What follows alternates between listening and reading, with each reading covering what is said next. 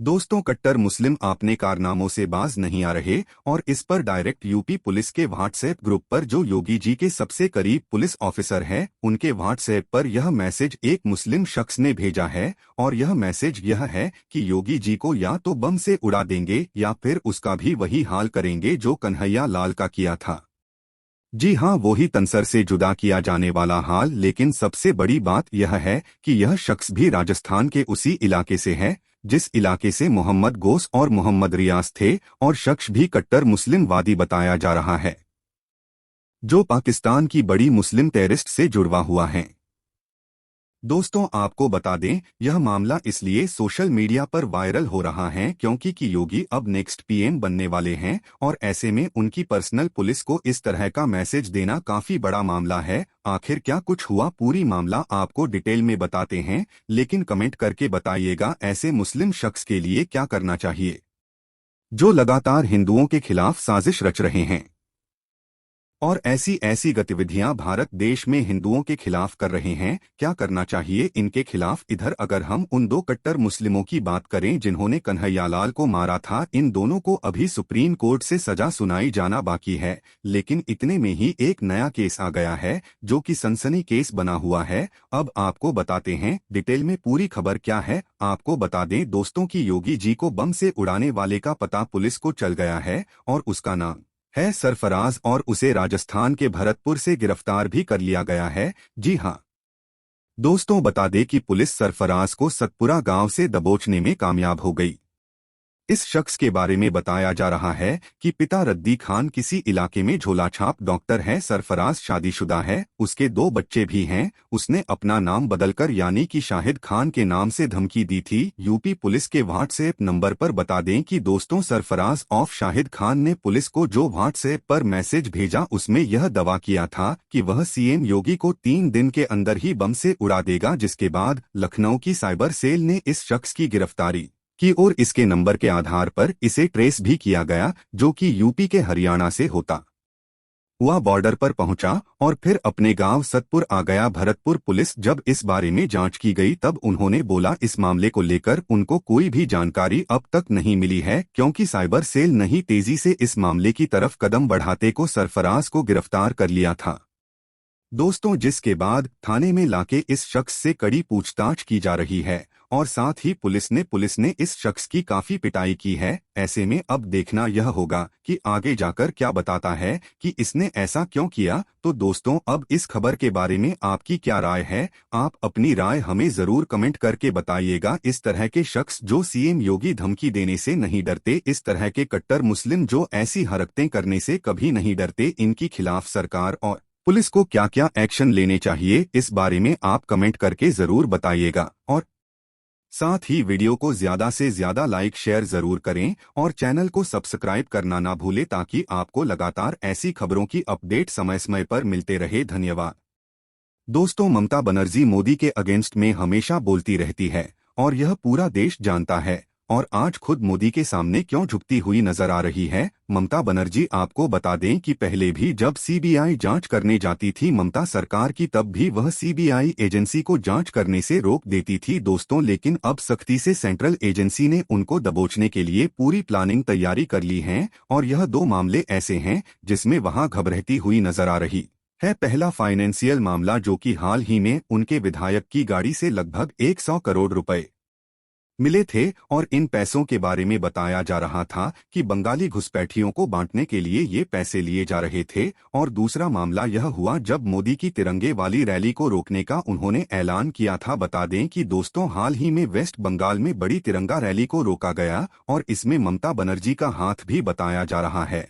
और अब क्यों आखिर ममता बनर्जी झुकती हुई नजर आ रही है? क्योंकि वह सब जानती है कि सेंट्रल एजेंसी अब पावर में है और अब पुराने समय वाली बात नहीं जब सीबीआई पूरी शक्ति के साथ नहीं पड़ती थी, बल्कि अब चाहे महाराष्ट्र की सरकार में संजय रावत का किस्सा या फिर सोनिया गांधी का या राहुल गांधी का किस्सा हो, सबके साथ आप सख्ती से निपटा जा रहा है एडीआई और सीबीआई के द्वारा। और उसी के तहत ममता बनर्जी को सबक सिखाने के लिए ईडी आगे आ चुकी है और ईडी की रेड उनके घर लगना लगभग शुरू हो गई है दोस्तों। और इसी बीच ममता बनर्जी मोदी से अपील की है और उसने कहा है कि उनका ऐसा कोई मकसद नहीं है कि वह झंडा रैली रुकवाए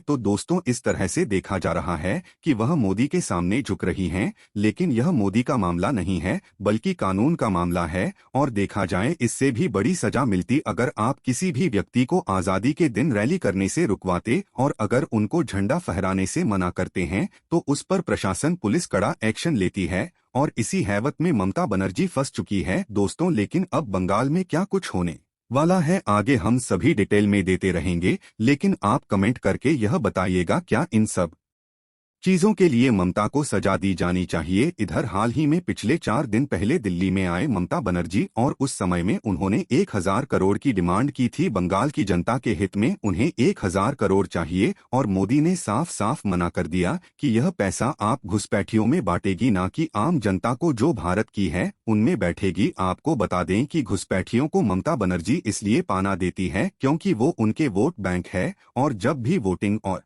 इलेक्शन का समय आता है तब घुसपैठियों को फर्जी आधार कार्ड भी ममता बनर्जी ही बनाती है और वह लोग धड़ल्ले से ममता बनर्जी को ही वोट देते हैं और वह वोटों की गिनती के समय ममता की जीत होती है। तो दोस्तों आप कमेंट करके बताइएगा कि क्या प्रधानमंत्री मोदी को देना चाहिए ममता बनर्जी को 1000 करोड़ रुपए की राशि और क्या ममता बनर्जी को सलाखों के पीछे नहीं भेजना चाहिए जिस तरह से संजय रावत को भेजा गया है। और अभी लगभग कोर्ट का फैसला आना बाकी है और उसके बाद राहुल गांधी को भी भेजा जा सकता है। ऐसे में दोस्तों कमेंट करके आप अपनी राय जरूर बताइएगा और साथ ही वीडियो को ज्यादा से ज्यादा लाइक शेयर कीजिएगा और चैनल को सब्सक्राइब करना ना भूले ताकि आपको लगातार ऐसी ही ओपी वीडियोस के अपडेट समय समय पर मिलता रहे। धन्यवाद दोस्तों। ममता बनर्जी पर प्रशासन के की तलवार लटकते हुए दिख रही है। आपको बता दें कि 15 अगस्त जहां पर हर भारतीय तिरंगा झंडा लहराता है वहां पर जुलूस को रोका गया है दोस्तों। और अब ममता बनर्जी की इस करतूत से अब सेंट्रल टीम बंगाल जाएगी उनसे पूछताछ करने के लिए।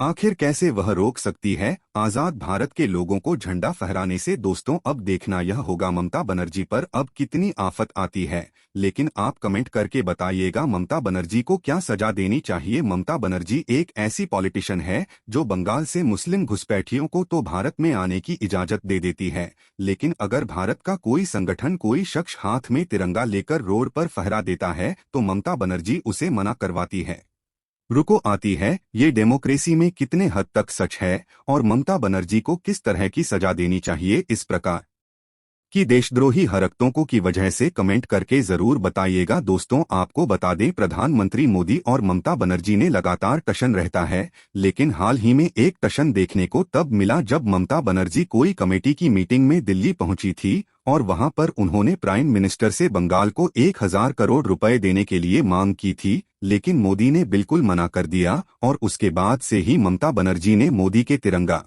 महोत्सव को नाकाम करने के लिए इस तरह का स्टेप लिया था। लेकिन अब सेंट्रल टीम उन पर गाज गिराना शुरू करेगी क्योंकि यह एक देशद्रोही का मामला बन सकता है और इसलिए बन सकता है क्योंकि वह विदेशी मुस्लिमों को बंगाल में पाना देती है और घुसपैठ करवाती है। लेकिन एक हिंदू संगठन को 15 अगस्त के दिन रैली में अपना झंडा लहराते हैं तो उसे रुको आती है पुलिस। अब देखना होगा क्या सजा और क्या एक्शन होगा सेंट्रल एजेंसी के द्वारा जो दिल्ली से बंगाल पहुंच चुकी है। लेकिन आप इस पर अपना कमेंट करके राय जरूर बताइएगा। आपके कमेंट को सरकार भी जरूर भी देखेगी। जनता ममता बनर्जी के ऐसे फैसले के लिए क्या सजा दिलाना चाहती है, इसलिए जनता ही जनाधार है। आप कमेंट करने से मत चूकना। और ममता भले ही बंगाली बोल बोलकर अपने राज्य की जनता को लुभा लेती है, लेकिन क्या वह पढ़े लिखे इंसानों को लुभा सकती है जो तिरंगा लेकर बीच सड़क पर बीच सिटी में उतरे थे? उन्हें लुभा सकती है क्या? नहीं ना। और उन्हें रुकवाने के लिए आगे बढ़ी, जिसके बाद यह तमाम चीजें हुई है। आप सोच रहे होंगे किसको उन्होंने रुकवाया, तो आइए हम आपको विस्तार से बताते हैं। बता दें कि दोस्तों यह मामला